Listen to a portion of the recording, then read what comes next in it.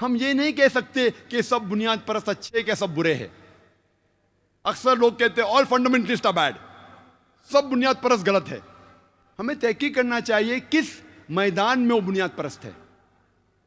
मिसाल के तौर पे अगर एक बुनियाद परस्त डॉक्टर है, तबीब है, हजारों इंसानों की जान बचाता है, वो मुआशरे के लिए अच्छी चीज है। दूसरी ओर अगर बुनियाद परस्त चोर है, जिसका पेशा है चोरी करना, वो मुआशरे के लिए बुरा है। तो पहले हमें तहकीक करना चाहिए किस मैदान में वो बुनियाद परस्त है। सब बुनियाद परस्त को नहीं कह सकते कि अच्छे है क्या सब बुरे हैं। जहां तक के बुनियाद परस्त का सवाल है, as far as fundamentalist concern, मैं ये कहना चाहता हूं कि I am a Muslim fundamentalist and I am proud to be a Muslim fundamentalist. मैं मुस्लिम बुनियाद परस्त हूं और मुझे गर्व है कि मैं मुसलमान बुनियाद परस्त हूं, क्योंकि मैं इस्लाम के तालीमात को जानता हूं और उसके ऊपर अमल करता हूं और कोशिश करता हूं कि पूरी तरह अमल करूं। और मैं जानता हूं कि इस्लाम में एक भी तालीम नहीं है जो इंसानियत के खिलाफ है। हो सकता है कुछ गैर मुसलमान लोग जो इस्लाम के बारे में नहीं जानते, वो समझते होंगे ये चीज़ इस्लाम में गलत है, वो चीज़ इस्लाम में गलत है, लेकिन जब उन्हें कहा जाएगा क्यों इस्लाम में ये तरीका इख्तियार किया गया है, तो एक भी अनबायस होशमंद इंसान ये नहीं कह सकता कि इस्लाम में एक भी तालीम है जो इंसानियत के खिलाफ है।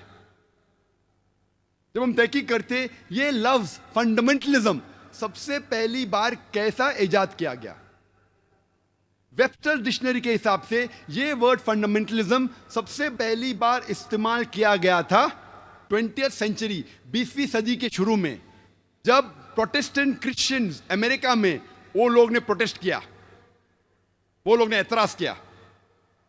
चर्च कहती थी कि message of the Bible is from God, ये जो तालीमात बाइबल की है वो खुदा की तरफ से है। लेकिन ये प्रोटेस्टेंट क्रिश्चियंस ने अमेरिका में अर्ली पार्ट ऑफ 20वीं सेंचुरी में कहा कि सिर्फ बाइबल की तालीमात ही ने खुदा की तरफ से है, खाली बाइबल का पैगाम खुदा की तरफ से नहीं है, बाइबल का हर लफ्ज हर हर्फ खुदा की तरफ से है।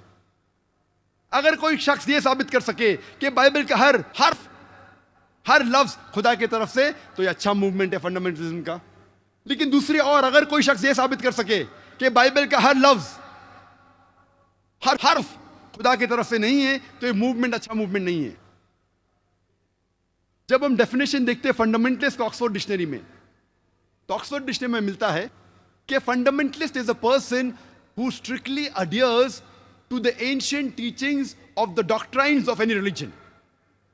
बुनियाद परस्त शख्स वो है जो शिद्दत के साथ कोई मजहब के किताबों और उसके तालीमात को शिद्दत के साथ उसे फॉलो करता है, उसको अमल में लाता है।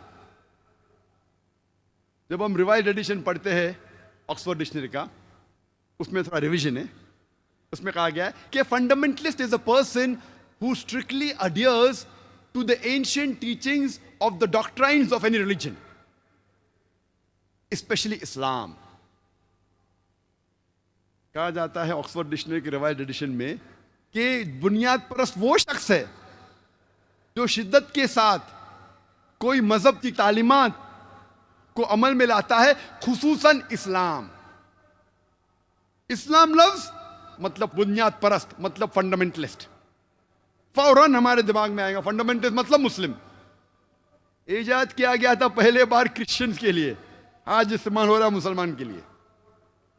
फंडामेंटलिस्ट मतलब बुनियाद परस्त।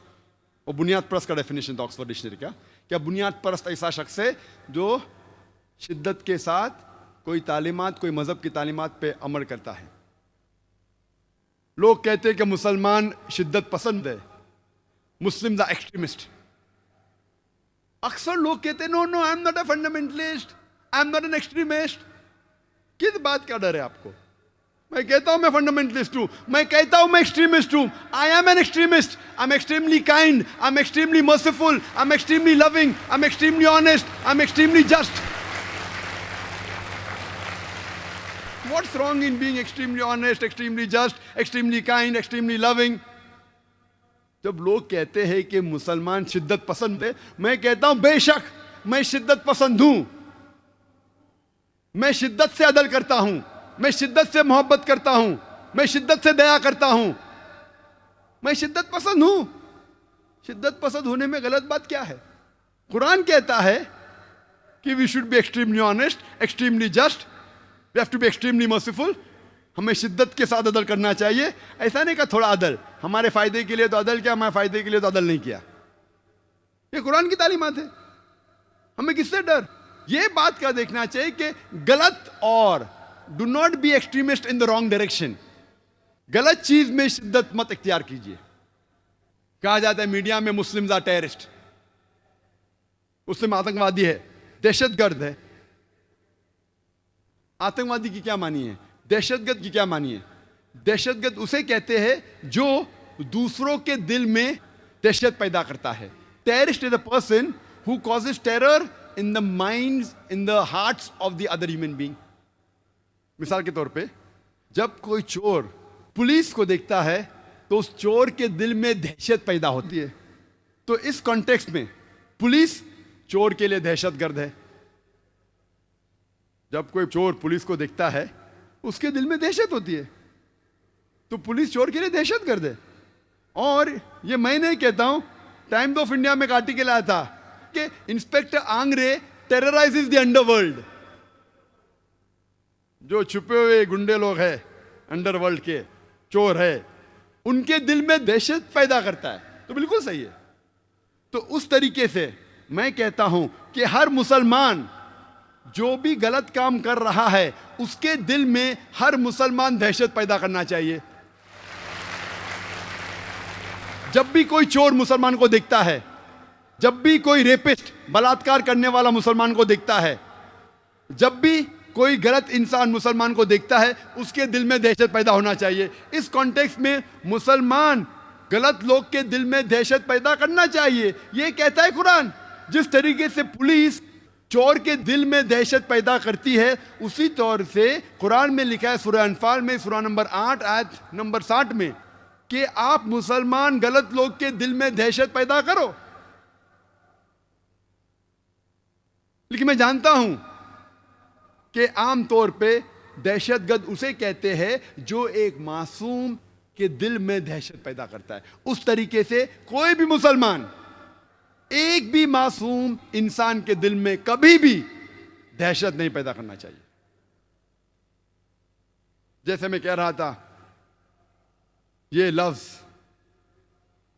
आतंकवाद, दहशतगर्दी या आतंकवादी या दहशतगर्द, इसके कई कॉन्फ्लिक्टिंग डेफिनेशंस है, कई इख्तिलाफी डेफिनेशंस है, और बहुत से बार वही शख्स को दो लेबल दिया जाता है, वही एक्टिविटी के लिए, वही काम के लिए।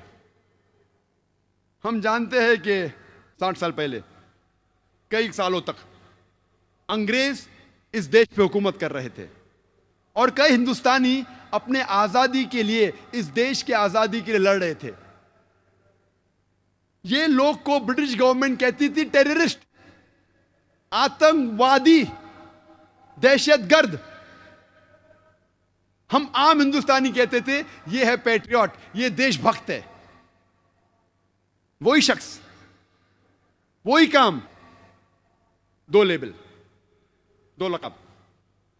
हम जानते हैं भगत सिंह, सुभाष चंद्र बोस, चंद्रशेखर आजाद, ये सब अपने देश के लिए लड़ रहे थे।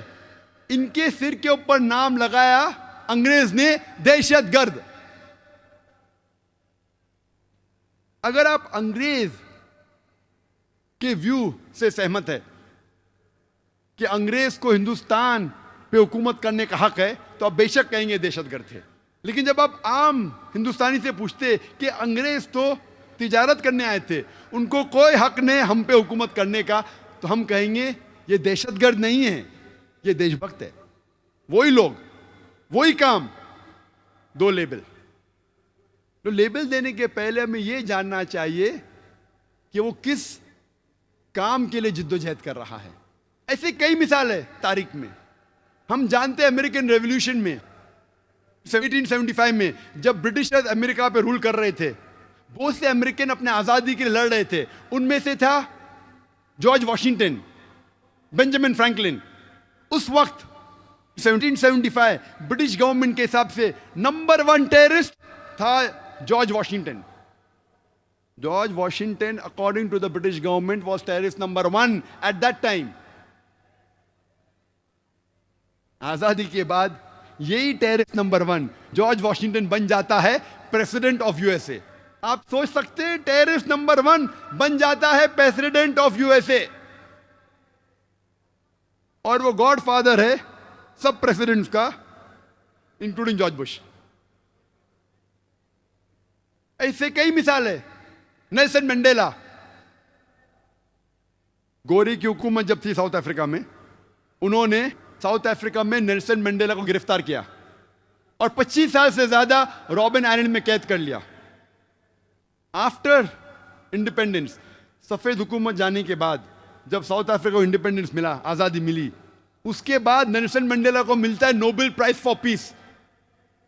द व्हाइट अपार्थाइड गवर्नमेंट, गोरी की हुकूमत कहते थे नेल्सन मंडेला टेररिस्ट नंबर 1 है, 25 साल तक कैद होता है, उसके बाद उसको मिलता है नोबेल प्राइज फॉर पीस। ना कि वो बहुत खराब इंसान था, बाद में अच्छा बना, वही काम के लिए जिसके लिए वो 25 साल के लिए जेल में गया, उसी काम के लिए उसको मिलता है नोबेल प्राइज फॉर पीस। इसके क्या मानी है? 25 साल तक कैद हुआ, आतंकवाद का लेबल लगा, बाद में उसे मिलता है नोबेल प्राइज फॉर पीस। तो इससे यह हमें अंदाजा होता है कि जो भी पावर में है, जो भी लक़ब वो देना चाहता है आपको दे सकता है। हक की तो कुछ बुनियाद ही नहीं है, हकीकत को कोई जानना ही नहीं चाहता है। जो पावर में, जिसके पास ताकत है, वो जो लक़ब देता है लग जाता है। आज गैर मुसलमान कह रहे मुसलमान टेररिस्ट, लक़ब लग गया। हकीकत है कि नहीं, वो कोई जानने की कोशिश ही नहीं कर रहा है। जब मेरा एक इंटरव्यू हो रहा था तो इंडियन प्रेस में अक्सर प्रेस इंटरव्यू होते रहते, तो मुझे कह रहे थे टेररिज्म के ऊपर, तो मैंने उनसे कहा, जब ब्रिटिश प्रेस कहने लगी भगत सिंह को टेररिस्ट, आप मानते हैं? बोलते नहीं। क्यों? वो गलत है। तो आज जब वेस्टर्न मीडिया, ब्रिटिशर्स, अमेरिकन कहते मुस्लिम टेररिस्ट है, तो आप क्यों मानते? तो वो हंसने लगा। हा हा हा। मैंने बोला आपने तहकीक की? बोलते नहीं, बस छाप दिया, जो रोटर्स भेजती है छाप दिया। आपने तहकीक की? बोले नहीं। क्यों? उस वक्त क्योंकि आप हिंदुस्तानी थे, आपको पता तो नहीं छापी। आज जब नहीं पता तो मत छापो ना, कुछ भी लक़ब दे देते आप छाप देते। क्यों? जब मैं ऑस्ट्रेलिया में गया था 2001 में दिसंबर में, 9/11 के चंद महीने बाद, ऑस्ट्रेलिया में मेरा टॉपिक था टेररिज्म एंड जिहाद, इस्लामिक पर्सपेक्टिव। जिहाद और दहशतगर्दी, इस्लामिक नजरिया। तकरीर खत्म होने के बाद सबसे पहला सवाल यूएस कौंसल जनरल ने मुझसे पूछा, doctor Zakir Naik, do you consider Osama bin Laden to be a terrorist? क्या आपकी नजर में ओसामा बिन लादेन एक दहशतगर्द है कि नहीं? तो मैंने उससे कहा, मैं ओसामा बिन लादेन को नहीं जानता हूं, ना वो मेरा दोस्त है ना मेरा दुश्मन है, ना मैंने उसके ऊपर तहकीक की है। लेकिन आप समझते, अगर मैं रिप्लाई दूं बीबीसी और सीएनएन को सुन के, अगर मैं बीबीसी और सीएनएन को सुन के जवाब दूंगा तो मेरे पास कोई दो राय नहीं, बट कहने पड़ेगा दहशतगर्द है। लेकिन कुरान मुझे इसकी इजाजत नहीं देता। कुरान में अल्लाह ताला फरमाते हैं, सूरह हुजुरात में, सूरा नंबर 49, चैप्टर 49, आयत नंबर 6 में, जब भी कोई फासिक आपको कोई चीज कहता है, उसकी तहकीक करो दूसरे तक पहुंचाने के पहले। जब भी कोई आपको इंफॉर्मेशन मिलती है, जब भी कोई बात आप तक पहुंचती है, उसकी तहकीक करो और फिर दूसरे तक पहुंचाओ। तो मैं बीबीसी देख के, सीएनएन देख के ये नहीं कह सकता हूं कि ओसामा बिन लादेन टेररिस्ट है कहने। मैं उसे अच्छा भी नहीं कहता हूं, बुरा भी नहीं कहता हूं, ना वो मेरा दोस्त है ना मेरा दुश्मन है। लेकिन मैं ये बात बिल्कुल साफ तौर से कह सकता हूं, क्या बीबीसी चैनल पे, CNN चैनल पे, कई चैनल पे खुद मैंने देखा कि अफगानिस्तान में हजारों लोग मारे गए। जॉर्ज बुश ने कहा कि attack, war on terror, Afghanistan पे अटैक हुआ, इराक पे अटैक हुआ, हजारों लोग मारे गए। 9/11 जो हुआ, तो मैंने कहा ये तो खुद जो 9/11 जो हुआ, ये इल्जाम है कि ओसामा बिन लादेन ने किया, मैं नहीं जानता हूं। जो साइंटिस्ट है यूएसए के वो कहते it's inside job, George Bush ने खुद किया है। ये मैं नहीं कहता, नो कहते। सही है कि हकीकत है बाद में तहकीक करेंगे, अभी वक्त नहीं है, मैं जॉर्ज बुश को ज़्यादा टाइम नहीं देना चाहता हूँ। लेकिन ये जानता हूँ कि खुद उसने अपने मुंह से कहा, न्यूज़पेपर में, उसके मीडिया पे, उसके खुद के मीडिया पे, उसके खुद के चैनल के ऊपर, क्या हज़ारों लोग का कत्ल हुआ अफगानिस्तान में उसके वजह से, कई बेगुनाह को मारा गया इराक में, उसने सैंक्शन लगाए, कई बच्चे लोग, 5 लाख से ज़्यादा बच्चे लोग इराक में मरे because of the tech sanctions. तो मेरे नज़र में आज की तारीख में सबसे बड़ा हत्यारा, सबसे बड़ा दहशतगर्द जॉर्ज बुश।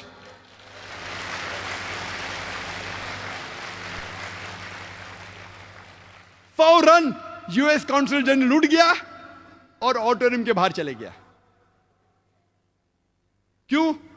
कुरान कहता है सूरह इसरा में चैप्टर 17 वर्स नंबर 81, वकुल जाल हक वज़ाकल बातिल इन्नल बातिल काना ज़हूका, कहो के हक आ गया है और बातिल का सर्वनाश होगा और फी नफ्सी बातिल को खत्म होना है। फौरन हेडलाइंस में, ऑस्ट्रेलियन न्यूज़पेपर में, doctor Naik calls himself a fundamentalist and says number 1 terrorist in the world is George Bush. Australian paper में आया। कभी 2001 में, 3 महीने बाद 11 सितंबर के, उस टाइम मेरे इल्म में कोई भी इंसान को, मैं नहीं जानता हूं, जो पब्लिक के अंदर कहा कि जॉर्ज बुश टेररिस्ट था। उस टाइम की बात कर रहा हूं, मुझे तो हक की बात करने का है कि नहीं, उस वक्त, इसलिए हेडलाइन में आ गया। आज हर ऐरा गैरा कहता है कि जॉर्ज बुश टेररिस्ट है। Every Tom Dick and Harry is telling that. अरे मैं नाम गिनाऊंगा आप लोग को, कितने लोग टेररिस्ट कहते हैं, तो पूरा दिन निकल जाएगा, नाम सिर्फ गिनाऊंगा तो। 2006 में वेनेजुएला के प्रेसिडेंट ह्यूगो चेवास ने कहा था कि George Bush is the biggest terrorist of the world and according to him US government is responsible for the killing of thousands of women and children and innocent men in Iraq. ह्यूगो चेवास ने क्या, number 1 सबसे बड़ा terrorist है George Bush. उसके बाद के president elect Evo Morales, उसने कहा कि जॉर्ज बुश टेररिस्ट है। हैरी बेलफोंट, जो एक बहुत बड़ा एक्टिविस्ट है अमेरिकन और वो एक सिंगर भी है, उसने कहा कि बिगेस्ट टेररिस्ट जॉर्ज बुश। एक एमपी जो ब्रिटिश का है यूके में, जॉर्ज गैलवे, उसने कहा कि जितना खून टॉनी ब्लेयर और जॉर्ज बुश के हाथों पे लगा है बेगुनाहों का, वो जो लंदन ट्यूब के बॉम्बिंग जो हुए, जो टेररिस्ट लोग निकले, उससे ज्यादा खून जॉर्ज बुश और टॉनी ब्लेयर के हाथ में लगा हुआ है। किसने कहा? एक गैर मुस्लिम जॉर्ज गैलवे, जो मेंबर ऑफ पार्लियामेंट है यूके का। हमारे इंडिया में भी कितने लोग ने किया है, ज्योति बासु, उसने किया 2006 में कि George Bush is the biggest terrorist. Betty Williams, जिसको अवार्ड मिला था नोबेल प्राइज फॉर पीस, अमन का अवार्ड मिला, वो कहती है I would love to kill George Bush. मैं बेहद पसंद करूंगी जॉर्ज बुश को कत्ल करने के लिए। आप सोच सकते हैं, Nobel prize for peace winner Betty Williams, एक औरत है जिसको नोबेल प्राइज मिला पीस के लिए, वो कहती है मैं नहीं देख सकती हूं बेगुनाह बच्चे मर रहे हैं, मैं चाहती हूं मेरे दिल से कि जॉर्ज बुश का कत्ल करूं। मैंने तो 2001 में कहा था, उस टाइम तो कौन हिम्मत नहीं करता था, अल्लाह की मदद थी। आज तो हर टॉम डिक एंड हैरी कहता है। जब मैं लंदन में लेक्चर दिया जिहाद एंड टेररिज्म पे, तकरीर थी जिहाद और दहशतगर्दी पे, इस्लामिक पस मंजर में, अच्छी तकरीर थी माशाअल्लाह। पहला सवाल एक नौजवान उठ के कहता है, doctor Zakir Naik, death to George Bush, George Bush का कत्ल करो। मैंने इतनी अच्छी तकरीर किया कितने गैर मुसलमान थे, मेरे पूरे तकरीर पे पानी फेर दिया उसने। सब लोग ताली मारने लगे, जॉर्ज बुश को कत्ल करो, जॉर्ज बुश को कत्ल करो। मेरा मकसद है दावा देना, मेरा मकसद है अमन फैलाना। 1 घंटे की तकरीर की, इतनी मिसाल दी इस्लाम की, और ये नौजवान उठ के कहता है जॉर्ज बुश का कत्ल करो, और लोग ताली मारने लगे। तो मैंने कहा, अगर आप अल्लाह के रसूल की सीरत पढ़ेंगे, अल्लाह के रसूल कहते हैं कि उस वक्त इस्लाम के सबसे बड़े दुश्मन 2 लोग थे, दोनों का नाम था उमर। अल्लाह के रसूल अल्लाह से दुआ करते हैं कि ये उमरैन में से, ये 2 उमर में से एक उमर को हिदायत दे। तो मैंने कहा कि हम मुसलमान को दुआ करना चाहिए कि अल्लाह ताला जॉर्ज बुश को हिदायत दे।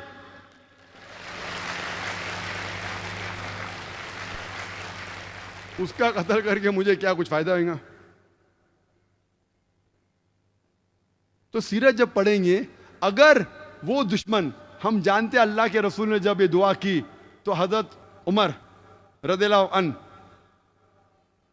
उमर बिन खत्ताब रदियल्लाहु अन्हु, उनको अल्लाह ने हिदायत दी। सबसे कट्टर दुश्मन थे इस्लाम के, बहुत सब लोग डरते थे मुसलमान, उनको हिदायत दी। फिर सबसे बेहतरीन मुबल्लिग मुजाहिद बन गया इस्लाम के लिए। इसीलिए माइकल एच हार्ट ने उनको 100 की टॉप लिस्टिंग पे मोहम्मद सल्लल्लाहु अलैहि वसल्लम को नंबर 1 दिया और उनको दिया 52 नंबर पे। या कह सकते हैं कि टॉनी ब्लेयर जॉर्ज बुश में से कोई को हिदायत दे। हमें इस्लाम पेश करने में सही तरीके से करना, हिकमत के साथ, जज्बाती बन के नहीं। गैर मुसलमान हैं, हम देखते हैं कि जब पता लगता है हमें कि जॉर्ज बुश सबसे ज्यादा आज की तारीख में हत्या किया है, हम जब अंदाजा लगाते सब टेररिस्ट अटैक का, तो मेरे नजर में, मेरे तहकीक के हिसाब से यह मैं कहता हूं कि आतंकवाद पॉलिटिशियंस की विरासत है। Terrorism is a monopoly of the politicians. सियासतदान लोग की विरासत है। दहशतगर्दी, आतंकवाद पॉलिटिशियंस की विरासत है। क्यों? क्योंकि जितने भी मैंने अटैक्स आपसे कहे और जितने भी आप जानते हैं जिसका मैंने तस्करा किया, उसके बाद चाहे 9/11 हो, चाहे अफगानिस्तान अटैक हो, चाहे इराक में अटैक हो, डायरेक्टली या इनडायरेक्टली इसके पीछे पॉलिटिशियंस है। आप तहकीक करेंगे, ये सब जितने हमले हुए उसके पीछे डायरेक्ट या इनडायरेक्ट पॉलिटिशियंस का हाथ है। इसीलिए मैं कहता हूं कि आतंकवाद, दहशतगर्दी पॉलिटिशियंस की विरासत है। अंग्रेज ने हम पे हुकूमत किए।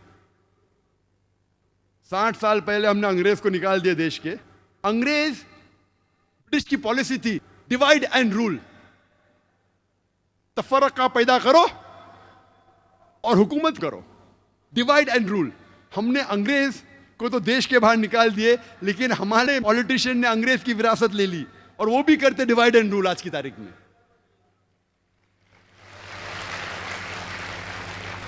आप हिंदुस्तान की तारीख पढ़ेंगे, आज हिंदुस्तान सबसे अव्वल मुल्क है, सबसे अव्वल देश है जिसमें सबसे ज्यादा कम्युनल राइट्स, सबसे ज्यादा मजहब के नाम पे दंगे फसाद होते हैं। सबसे ज्यादा दंगे फसाद अगर कोई मुल्क में होता है इस दुनिया में, वो हिंदुस्तान। इसके जिम्मेदार है सिर्फ पॉलिटिशियंस। अक्सर आप देखेंगे हर दंगे फसाद के पीछे अक्सर मजहब का नाम है। अक्सर हिंदू मुस्लिम है, कभी कभी हिंदू क्रिश्चियन है।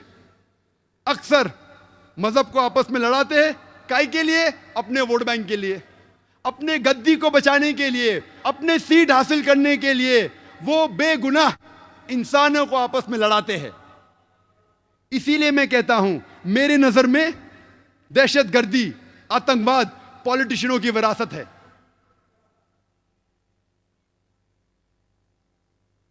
और इंडिया की मिसाल देने लगूं, उतना वक्त नहीं है। चंद अहम मिसाल कहूंगा मैं। पहले नंबर पे कि पॉलिटिशियन की कोई जात नहीं होती, चाहे कोई भी पॉलिटिशियन हो, American politician, UK politician, Indian politician, Hindu politician, Christian politician, Muslim politician. अक्सर पॉलिटिशियन वो लोग रिस्पॉन्सिबल है जितने भी राइट्स होते हैं अक्सर। इसीलिए एक शख्स ने कहा था कि politician they add fire to the fuel, वो चिंगारी लगाते हैं ईंधन में चिंगारी। मैंने बोला नहीं, पॉलिटिशियन लोग they don't add fire to the fuel, they add fuel to the fire, वो ईंधन डालते हैं आग में।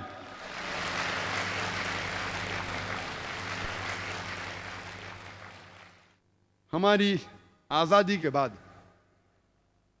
ही पॉलिटिशियन का जिक्र कर सकता हूं ना, आजादी के पहले तो करते थे हुकूमत अंग्रेज। आजादी के बाद सबसे बड़ा दंगा फसाद जो हिंदुस्तान में हुआ वो था बाबरी मस्जिद का। बाबरी मस्जिद को सन 1980 के पहले कौन जानता था? मैं तो नहीं जानता था, कुछ लोग शायद जानते थे। आम हिंदुस्तानी जानता ही नहीं था बाबरी मस्जिद क्या है और राम जन्मभूमि की जगह क्या है। ना मुस्लिम जानता था ना हिंदू जानता था। आम मुसलमान जानता ही नहीं था, आम हिंदू जानता ही नहीं था, आम हिंदुस्तानी नहीं जानता था। लेकिन इसको एक पॉलिटिकल प्लॉय बनाया गया पॉलिटिशियन वोट बैंक के लिए। सुप्रीम कोर्ट ने ऑर्डर पास किया था कि इस डिस्प्यूटेड साइट पे, इस इख्तिलाफी जगह पे कोई नहीं आना चाहिए। उसके बावजूद 6 दिसंबर सन 1992 में 1992 में 6 दिसंबर में एक बड़ी गैदरिंग हुई उसी डिस्प्यूटेड साइट के ऊपर, बाबरी मस्जिद राम जन्मभूमि इश्यू की जगह पे। ऑर्डर था सुप्रीम कोर्ट का, सबसे हाईएस्ट अथॉरिटी इस मुल्क की, नो गैदरिंग। तो भी गैदरिंग हुई। कौन गैदरिंग किया? Opposite party of politicians in the opposite party. हुकूमत चाहती थी तो रोक सकती थी, आसानी है, पुलिस उसके पास है, हथियार था, आसानी, लेकिन नहीं रोका। क्यों नहीं रोका? ऑपोजिशन ने गैदरिंग की वोट बैंक के लिए, क्या मुझे वोट मिलेगा। पॉलिटिशियन जो पावर में थे, अगर मैं उनको रोकूंगा तो मेरा वोट बैंक जाएगा, तो जाने दिया, आन दो, नो प्रॉब्लम, आ जाओ, पीछे के रास्ते से आओ। लेकिन टेलीविजन पे दिख रहा था सुप्रीम कोर्ट का ऑर्डर, नो गैदरिंग। उसके बाद क्या होता है? हजारों की तादाद में, 10,000 से ज्यादा, हजारों, tens of thousands of people, lakhs of people, लाखों लोग इकट्ठा हुए सब जगह से, त्रिशूल लेके बाबरी मस्जिद को शहीद करते। कोई भी अक्लमंद इंसान क्या त्रिशूल और तलवार से बाबरी मस्जिद नीचे आ सकती है? सैकड़ों साल से इतनी मजबूत इमारत आ सकती है? बोलते स्पॉन्टेनियस रिएक्शन था, प्लानिंग नहीं थी। टेलीविजन पे लाइव दिख रहा है, लाइव दिखा रहे, लाइव टेलीकास्ट, लाइव मैच होता है ना, वैसा लाइव दिखा रहे थे। कितने चैनल दिख रहा था। ऑपोजिशन के पॉलिटिशियन बैठे उधर, हुकूमत बैठे हो पुलिस के सामने, और बाबरी मस्जिद नीचे आती। कैसा? बाय डायनामाइट, दिख रहा है। और बोलते कि स्पॉन्टेनियस रिएक्शन था। क्या स्पॉन्टेनियस? प्लानिंग थी। बम के जरिए बाबरी मस्जिद को शहीद किया जाता है। मुझे लगता है कि जॉर्ज बुश ने ये बाबरी मस्जिद डिमोलिशन को देख के उसको आइडिया आया होगा कि 9/11 न्यूयॉर्क ट्विन टावर को बम से गिराओ।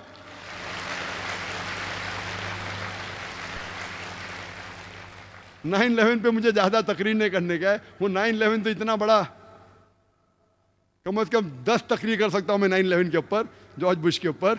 लेकिन मुझे लगता है उसको आइडिया मिली बाबरी मस्जिद से। जिस तरीके से बाबरी मस्जिद को बम से गिराया गया और कहा गया कि स्पॉन्टेनियस रिएक्शन था, उसी तरीके से बम से गिराया ट्विन टावर को और कहा गया कि प्लेन ने मारा। चाहे तो इंशाल्लाह क्वेश्चन आंसर में टाइम लिया तो कहूंगा। क्या होता है? इमीडिएट सारे हिंदुस्तान में दंगे फसाद होते।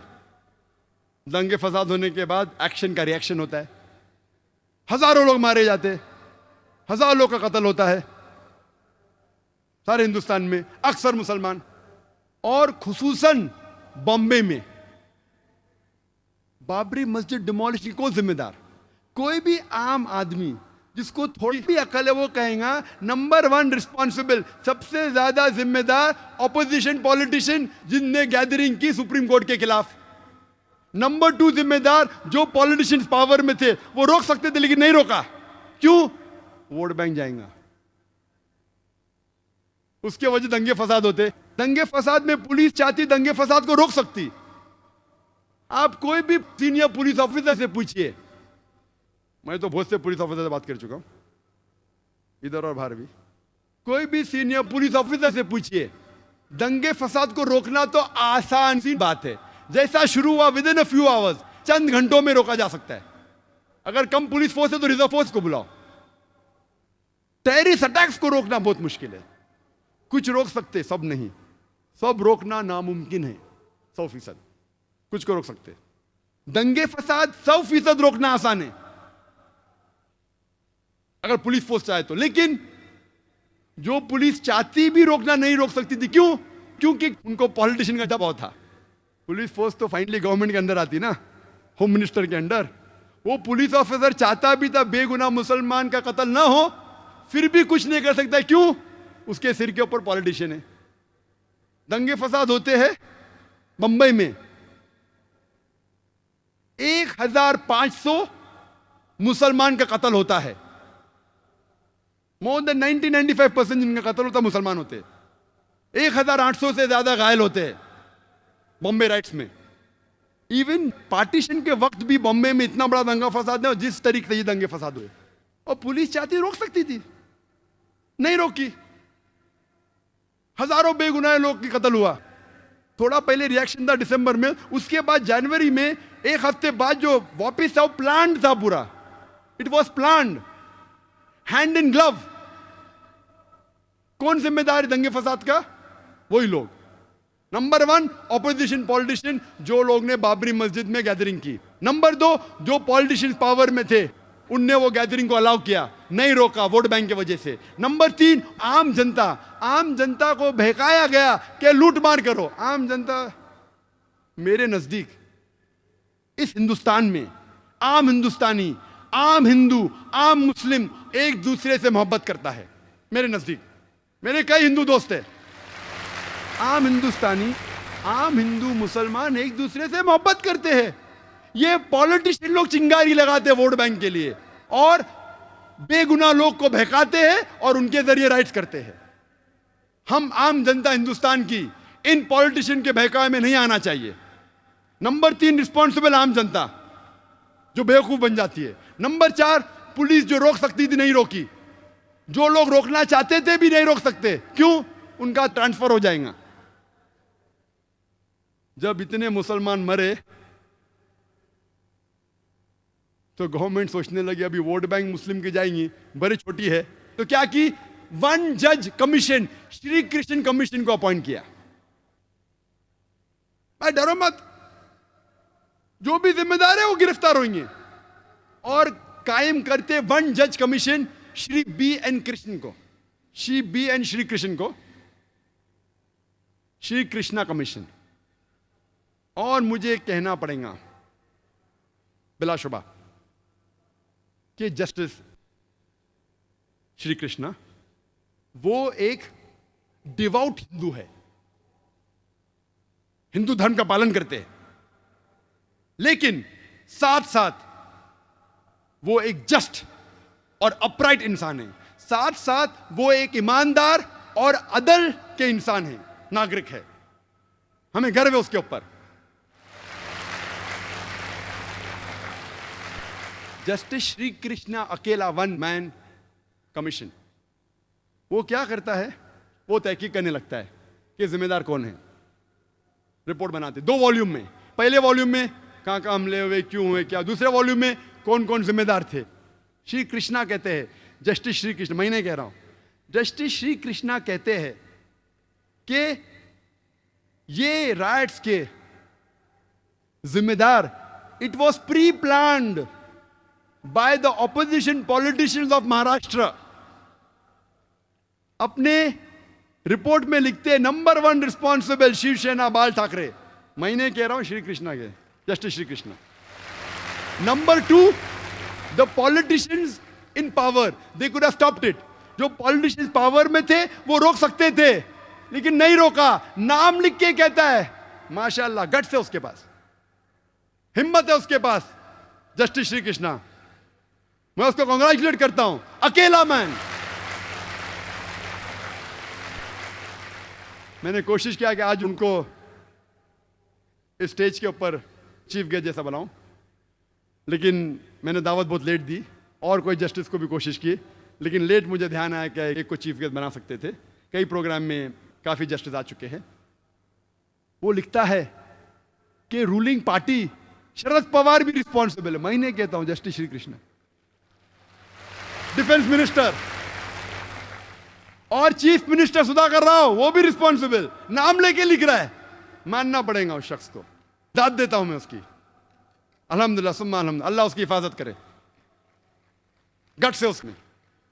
वो लिखता है ऑपोजिशन पार्टी पहली रिस्पॉन्सिबल, लोकल महाराष्ट्र गवर्नमेंट की, रूलिंग पार्टी नेक्स्ट रिस्पॉन्सिबल, उसके बाद police force which was hand in glove responsible. नाम ले रहा है पुलिस ऑफिसर का, नाम लेके 26 पुलिस स्टेशन जो बॉम्बे के ज्यूरिडिक्शन में, वो जाके साल भर नोट करते रहा, अकेला शख्स नाम लेके, कमिश्नर जॉइंट कमिश्नर नाम भी लिया, त्यागी दैट टाइम जॉइंट कमिश्नर क्या था उस टाइम, नाम लेके पुलिस ऑफिसर के रिस्पॉन्सिबल रिस्पॉन्सिबल। कहता है शुरुआत हुई बाबरी मस्जिद से, एल के अडवाणी का नाम भी अंदर है, एल के अडवाणी बाबरी मस्जिद नाम लेते हुए। मैं तहकीक किया लेकिन फिर पता चला ये शख्स justice B N Shri Krishna, हिम्मत है उसमें नाम लेते हुए। तो हम जानते हैं ये वजह कि इसके जिम्मेदार नंबर 1 है पॉलिटिशियंस। इसीलिए हम मुसलमान को इंडियन जुडिशरी सिस्टम पे गर्व है, हमें फख्र है इंडियन जुडिशरी सिस्टम पे।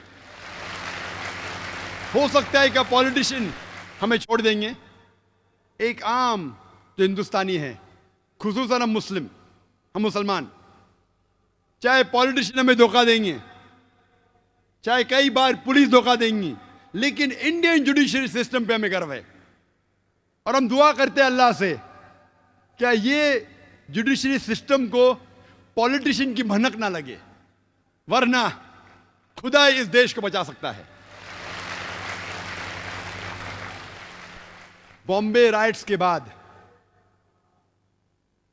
जो दिसंबर 92 में हुआ था और जनवरी 93 में, 2 महीने बाद 12 मार्च 1993 में होता है बॉम्बे में सीरियल बॉम्ब ब्लास्ट। 13 बॉम्ब फूटते हैं, 13 बॉम्ब धमाके होते हैं बॉम्बे में, जिसमें 250 से ज्यादा इंसानों का कत्ल होता है और हजारों लोग इसमें घायल होते हैं। उस टाइम कहना था, हो सकता है कि बॉम्ब ब्लास्ट मुसलमानों ने किया था। 2 साल पहले जब तकरीर की थी, उसके चंद दिन बाद ये वर्डिक आने वाला था। ये जो केस चल रहा था बॉम्बे बॉम्ब ब्लास्ट 93 का, जब तकरीर की थी उस टाइम केस का जजमेंट नहीं आया था। जस्टिस श्री कृष्णा कहते हैं कि ये bomb blast was a reaction,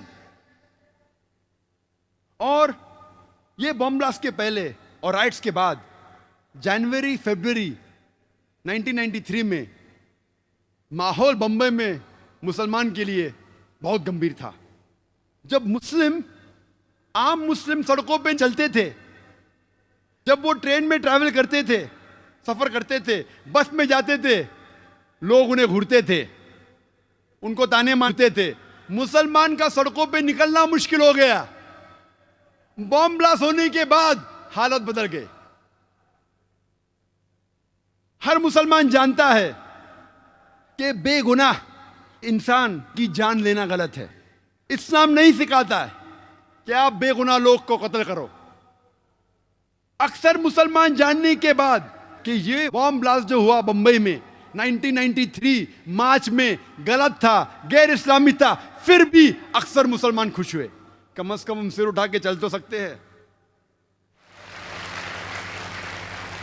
justice Shri Krishna कहते it was a reaction of the Muslims. और इसके केस के बारे में बाद में हम जिक्र करेंगे, लेकिन यह कहना जरूरी है कि आप कोई बेगुनाह गैर मुस्लिम का कत्ल नहीं कर सकते, क्योंकि कोई और गैर मुस्लिम ने आपको तकलीफ दिया और आप कोई और गैर मुस्लिम को तकलीफ देंगे, यह बिल्कुल अन इस्लामिक है।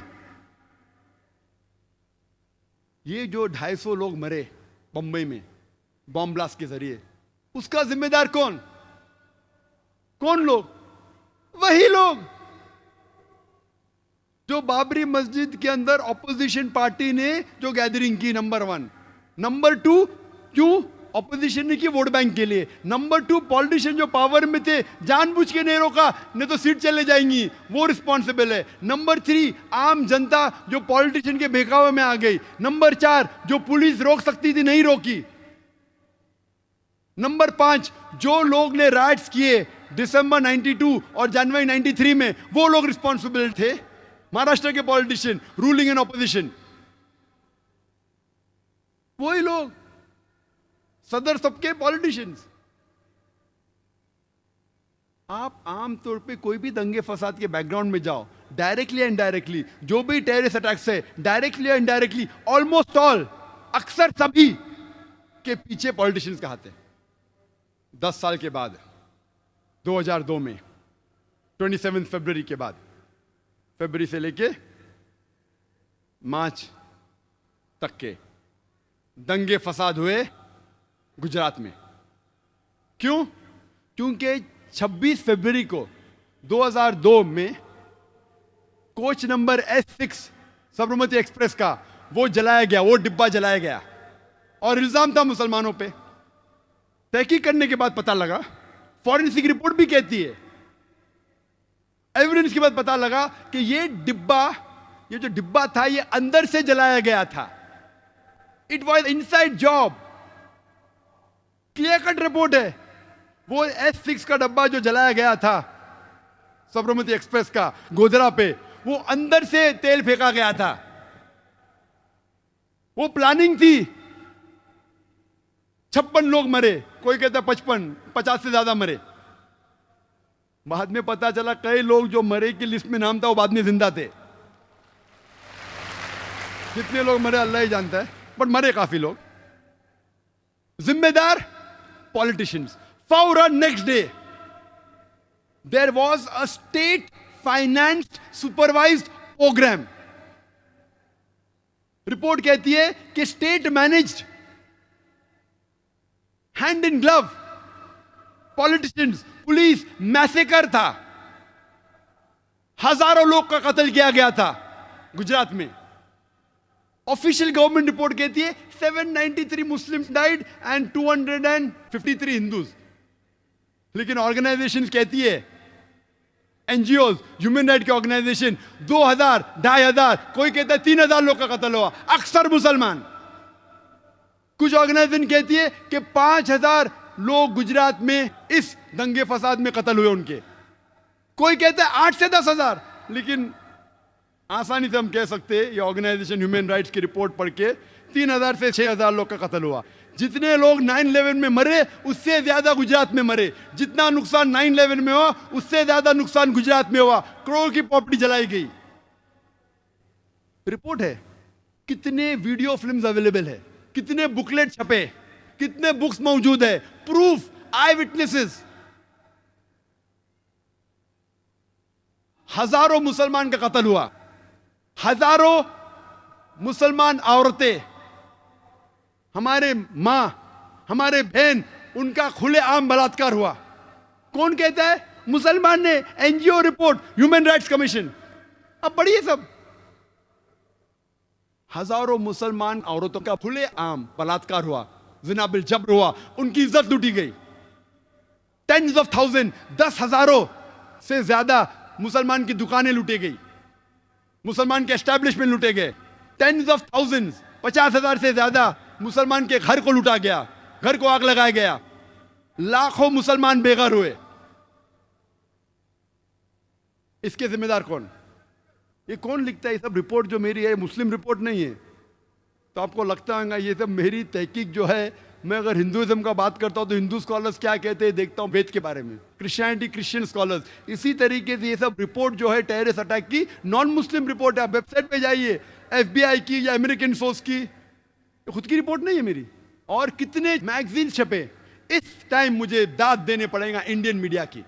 मीडिया बहुत बार गड़बड़ करते हैं, लेकिन इंडियन मीडिया अल्हम्दुलिल्लाह सुम्मा अल्हम्दुलिल्लाह, गुजरात रायत में एक आध को छोड़ के जो मीडिया पॉलिटिशियन कंट्रोल्ड है, उसको छोड़ के अल्हम्दुलिल्लाह सुम्मा अल्हम्दुलिल्लाह साफ साफ चैनलों पे दिखाया क्या गलत काम हो रहा है मुसलमान के खिलाफ, कि हम बेगुनाह मुसलमानों को मारा जा रहा है, उनकी इज्जत लूटी जा रही है, उनका रास फास कर रहे थे। फिर भी पॉलिटिशियन को कोई फर्क नहीं पड़ता। उनकी प्लानिंग थी कि हमको ये दहशत पैदा करना है ताकि there will be polarisation of votes, vote बट जाए और वोट हमारे तरफ आए। और वो बिल्कुल कामयाब हुए। जब नेक्स्ट इलेक्शन हुआ वो बड़ी तादाद में जीते, 2/3 मेजॉरिटी। ये जो हजारों मुसलमान लोग मरे, उनका कत्ल किया गया है, हजारों मुसलमान औरत को रेप किया गया है,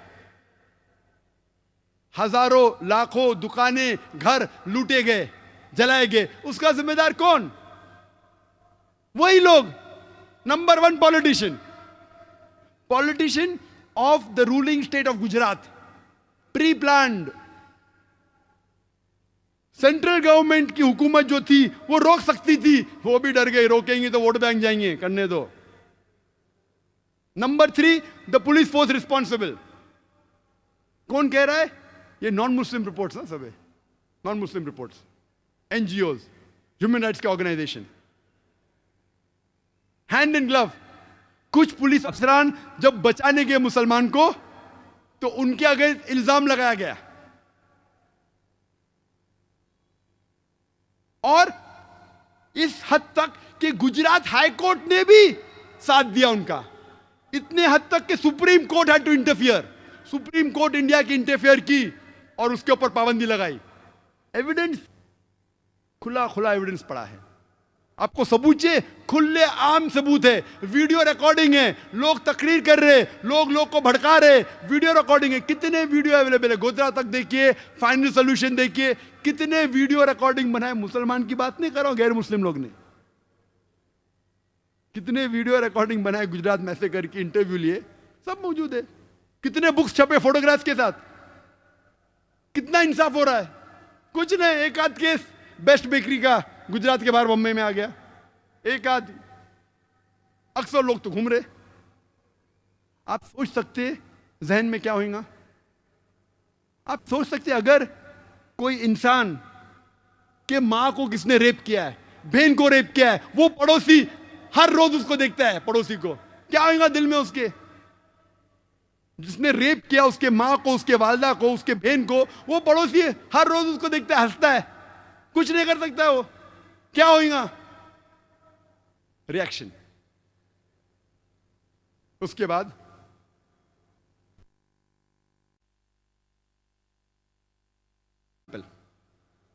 दो लोग आते, कई बेगुनाहों को मारते, अरेस्ट होते, कहा जाता मुसलमान थे, हो सकता है। लेकिन इस्लाम में यह बिल्कुल इजाजत नहीं है कि अगर कोई गैर मुसलमान आपको तकलीफ दे रहा है, आप दूसरे गैर मुसलमान को कत्ल करो। बिल्कुल गलत है, अन इस्लामिक है, इंसानियत के खिलाफ है। अगर जो शख्स आप जानते हैं जो रिस्पॉन्सिबल है, जो गुनहगार है, उसको पकड़ के सजा दो, कोई अर्ज नहीं है। सब मज़ाहिब कहते हैं, इस्लाम भी कहता है जो गुनहगार है उसको पकड़ के सजा दो। लेकिन बेगुनाह, क्योंकि वो वही मजहब से वास्ता रखता है, उसको तकलीफ पहुंचाना बिल्कुल गलत है। आप गुनहगार को पकड़ते पुलिस के हवाले कीजिए, हुकूमत के हवाले कीजिए। बेगुनाह को मानना बिल्कुल गलत है। इसका रिएक्शन 2002 से लेकर अब तक 6 साल में इतने बम के धमाके हुए। वक्त ने सबका डिस्क्रिप्शन दूं। इस गुजरात मैसेकर के बाद 13 मार्च 2003 में बंबई में एक ट्रेन में धमाका हुआ, 11 लोग मारे गए। 25 अगस्त 2003 में बंबई के सड़कों में 2 कार बम ब्लास्ट हुए, 50 से ज्यादा लोग मारे गए। 15 अगस्त 2004 असम में 16 लोग मारे गए बम धमाके के जरिए। एक बड़ा बम धमाका हुआ और अक्सर वो थे स्कूल चिल्ड्रन। 29 अक्टूबर 2005 3 बम ब्लास्ट होते हैं दिल्ली में, 50 से 60 लोग मारे जाते हैं और कई जख्मी हो जाते हैं। उसके बाद 7 मार्च 2006 में वाराणसी में 3 बम ब्लास्ट होते, 28 लोग मारे जाते, 50 लोग जख्मी हो जाते। 11 जुलाई 2006 7 बॉम्ब ब्लास्ट होते ट्रेन के अंदर, serial bomb blast in train, जिसमें 180 से 200 लोग मारे जाते हैं, कत्ल किया जाता है, 700 से ज्यादा जख्मी होते हैं। ये second biggest attack in the history of India after the 93 serial bomb blast. जो ट्रेन के बॉम्ब ब्लास्ट होते 11 जुलाई, जिसके बाद में तकरीर की 2 महीने बाद बंबई में, उसमें 180 से 200 लोग मारे जाते हैं, कत्ल किया जाता है, 800 से ज्यादा जख्मी होते हैं। 8 सितंबर 2006 में मालेगांव में 2 बॉम्ब ब्लास्ट होते हैं, 34 लोग मारे जाते हैं, 80 से ज्यादा घायल होते हैं। 19 फरवरी 2007 2 बॉम्ब ब्लास्ट होते ट्रेन के अंदर, जो इंडिया से पाकिस्तान की तरफ जाता है, 66 लोग, 66 लोग का कत्ल होता है, अक्सर पाकिस्तानी। 18 मई 2007 एक बॉम्ब धमाका होता है हैदराबाद में, मस्जिद के बाहर, 11 लोग का कत्ल होता है। 25 अगस्त 2007 हैदराबाद में 2 बॉम्ब ब्लास्ट होते अम्यूजमेंट पार्क के बाहर, 40 लोग का कत्ल होता है और कई लोग घायल होते हैं। 13 मई 2008 जयपुर में 7 बॉम्ब ब्लास्ट होते हैं, 63 लोग की हत्या होती है और कई लोग घायल होते हैं। मिसाल पे मिसाल, 25 जुलाई 2008 8 बॉम्ब ब्लास्ट होते बैंगलोर में, 26 लोग मारे जाते हैं, 100 लोग जख्मी होते हैं। 26 जुलाई 2008 में गुजरात में 16 बॉम्ब ब्लास्ट होते हैं, 57 लोग मारे जाते हैं और 88 इंजर्ड होते हैं। 13 सितंबर 2008 दिल्ली में 5 बॉम्ब ब्लास्ट होते हैं, 30 लोग मारे जाते हैं, कत्ल किया जाता है, 90 लोग घायल होते हैं। 27 सितंबर 2008 फिर से दिल्ली में एक बॉम्ब ब्लास्ट होता है, जिसमें 3 लोग का कत्ल होता है और 23 लोग घायल होते हैं। 2 दिन बाद 29 सितंबर 2008 में मालेगांव में 2 बम ब्लास्ट होते, 4 लोग का कत्ल होता है और 70 लोग घायल होते हैं। गुजरात में 29 सितंबर 2008 को एक बम ब्लास्ट होता है, 1 आदमी मारा जाता है और 8 लोग घायल होते हैं। उसके बाद 1 अक्टूबर त्रिपुरा में 2008 में 5 बम ब्लास्ट होते, 4 लोग मारे जाते और 100 लोग घायल होते। इसके बीच गोदा में झारखंड में एक बम ब्लास्ट होता है 27 जुलाई को, 7 लोग घायल होते, कोई नहीं मरता। 2002 गुजरात राइट्स के बाद 20 से ज्यादा बम धमाके और भी हुए। सबसे खतरनाक, सबसे जबरदस्त था बॉम्बे का 11 जुलाई 2006, the 7 bomb blast, 7 bomb blast जो सीरियल बॉम्ब ब्लास्ट ट्रेन में हुए, जिसमें 180 से 200 लोग मरते हैं, कत्ल किया जाता और 800 से ज्यादा घायल होते हैं। इसका जिम्मेदार कौन? वही लोग। क्यों? और अक्सर पुलिस कहती है ये रिएक्शन था, कहती है कि अक्सर मुसलमानों ने किया। क्या कहने, मैं नहीं जानता हूं, अल्लाह वालम, मैंने कहता हूं सही है गलत। पुलिस कहती है ये रिएक्शन था। अगर रिएक्शन था तो एक्शन को होने क्यों दिया भाई?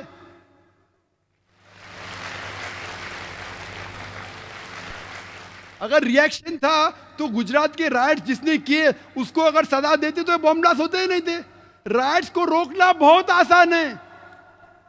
आप पुलिस को लेके आओ, मिलिट्री फोर्स लेके आओ, कोई आदमी सड़क पे निकल ही नहीं सकता। टेररिस्ट अटैक्स प्लानिंग होती है, कितने भी आप तहकीक करो, कुछ पकड़ पाएंगे, सब नहीं पकड़ पाएंगे। चुपके चुपके करते, पीछे से करते, वही लोग रिस्पॉन्सिबल। गुजरात राइट्स के politicians of Gujarat, the police of Gujarat, the politicians of centre government, the जज जिन्होंने उनको ये नहीं किए, तो जुडिशरी जो गुजरात की, क्लियर एविडेंस है। लेकिन फिर भी अगर कोई गैर मुस्लिम तकलीफ दे रहा मुसलमान को गुजरात में, आप बॉम्बे में कोई दूसरे गैर मुसलमान को बम के धमाके से उड़ाए, ये बिल्कुल अन इस्लामिक है, हराम है। गोया के आपने सारी इंसानियत को कत्ल किया। कुरान में साफ लिखा है सूरह माइदा में सूरह नंबर 5 आयत नंबर 32 में, अगर कोई भी एक बेगुनाह को कत्ल करता है, ऐसा है कि गोया के सारे इंसानियत को कत्ल किया। ये बुज़दिली है। जैसा मैंने कहा, जो जिम्मेदार है उसको पकड़ो, उसको सजा दो, हर दम कहता है, इस्लाम भी कहता है।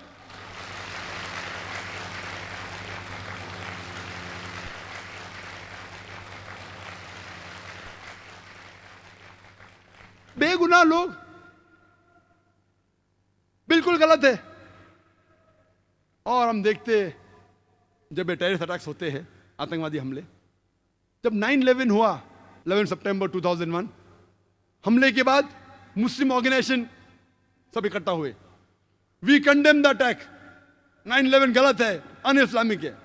अच्छी बात है। 7 जुलाई 2005 में जब लंदन ट्यूब के अंदर बॉम्बिंग हुई, 50 से ज्यादा लोग कत्ल हुए, मुसलमान इकट्ठा हुए, ये गलत है। 7 जुलाई लंदन बॉम्ब ब्लास्ट गलत है। अच्छी बात है। मैं कहता हूं बिल्कुल सही है।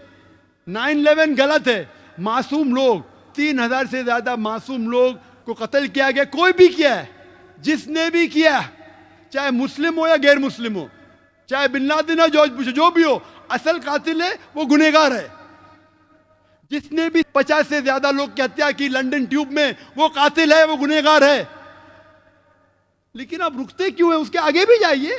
जो हजारों लोग का कत्ल अफगानिस्तान में, वो भी गलत है। जो इराक में हजारों लोग मारे, वो भी गलत है। जो गुजरात राइट्स में हजारों मुसलमान मरे, वो भी गलत है। जो बाबरी मस्जिद के राइट्स में मरे, वो भी गलत है। आप क्यों डरते? मैं जब अमेरिका में गया मुसलमान से, ये आधे लोग को क्यों दोषी ठहरा रहे आप? नहीं आखिर में आप जानते नहीं, माहौल बहुत गंभीर है। मैं लंदन में गया, इंग्लैंड के मुसलमान से कहा, आप कंडेम किया, बिल्कुल सही किया, लेकिन आधा कंडेमेशन क्यों किए? बाकी लोगों को कंडेम क्यों नहीं कर रहे? जो लोग ने अफगानिस्तान में कत्ल किया, जो लोग ने इराक में कत्ल किया, जो लोग ने फलस्तीन में कत्ल किया, जो लोग ने लेबनान में कत्ल किया, जो लोग ने गुजरात में कत्ल किया। आप किससे डरते? आपको प्रोटेक्शन देने वाला सिर्फ अल्लाह है। अल्लाह के अलावा आप कितनी भी कोशिश करो, कितनी भी सिक्योरिटी लगाओ, इतने प्रेसिडेंट मारे गए क्या नहीं, प्रोटेक्शन, इतने बॉडीगार्ड, ये वो। कुरान में लिखा है सूरह अल इमरान में सूरह नंबर 3 आयत नंबर 160 में कि अगर अल्लाह आपके साथ है तो कोई भी आपको नुकसान नहीं पहुंचा सकता है, लेकिन अल्लाह अगर आपको छोड़ेगा तो कोई भी नहीं बचा सकता है। तो ए मोमिनो, अल्लाह में भरोसा रखो। जो गलत है वो गलत है। अगर मुसलमान गलत काम करता है, हमें उसे दोषी ठहराना चाहिए। हम नहीं कह सकते मुसलमान, हम ये कह सकते वो अच्छा मुसलमान नहीं है, वो बहकाया हुआ मुसलमान है, अच्छा नहीं है, गलत है, उसका साथ नहीं देना चाहिए। लेकिन जब गैर मुसलमान गलत काम कर रहे तो मुंह क्यों नहीं खोल रहे आप? अल्लाह के रसूल फरमाते, सही मुस्लिम की सही हदीस है कि अगर कोई गलत काम हो रहा है, हाथ से रोक सके तो हाथ से रोको, हाथ से नहीं रोक सके तो मुंह से रोको, मुंह से नहीं रोक सकते कम से कम दिल में कोसो। हम मुसलमान दिल में ही कोस रहे। अगर दिल में कोसेंगे तो सबसे नीचे दर्जे के मुसलमान हैं। अल्लाह ने अगर मुझे बात करने की तासीर दी है, हिम्मत दी है, अगर मैं बात नहीं करूंगा तो अल्लाह ये जबान को ले लेगा मुझसे। अगर अल्लाह ने मुझे बात करने की सलाहियत दी है, वो इंसान जो हकलाता था बचपन में, अगर अल्लाह ने मुझे मेरे जबान में तासीर दी, बात करने की अगर हिम्मत दी, अगर मैं बात नहीं करूंगा तो अल्लाह इस स्पीच को ले जाएगा मुझसे। लेकिन हमेशा हक की बात करना चाहिए, खाली जज्बाती नहीं, हक की बात। और जब मैं तकरीर किया सितंबर 2006 में, 2 साल पहले, एक हिंदू मुझसे उठ के कहता है, एक तालीम याफ्ता Hindu, doctor Zakir Naik, if I was in that position and if someone rapes my mother, if someone rapes my sister, someone robs my house, if I was in Gujarat, I would have done the same thing what the people have done in the bomb blast, what they did in the blast in the trains. उसने कहा कि अगर मैं गुजरात में होता था और अगर मेरी वालदा मेरी माता का कोई बलात्कार करता, मेरे घर को लूटता, तो मैं वही करता था जो ट्रेन ब्लास्ट करने वालों ने किया। सब लोग ताली मारे। मैंने कहा आप बिल्कुल सही कहते, आम इंसान ऐसा ही सोचेगा, लेकिन क्योंकि मैं मुसलमान हूं मैं ये नहीं कर सकता। इस्लाम मुझे इजाजत नहीं देता, मेरा अल्लाह मुझे इजाजत नहीं देता, कुरान मुझे इजाजत नहीं देता। अगर कोई गैर मुस्लिम ने मुसलमान को तकलीफ पहुंचाया, मैं दूसरे गैर मुसलमान के ऊपर ब्लास्ट कर रहा हूं, बिल्कुल गलत है, बेबुनियाद है। मैं कहता हूं कि बुज़दिल लोग हैं वो, बिल्कुल बुज़दिल। क्योंकि जो दोषी है मैं कहूंगा दोषी है,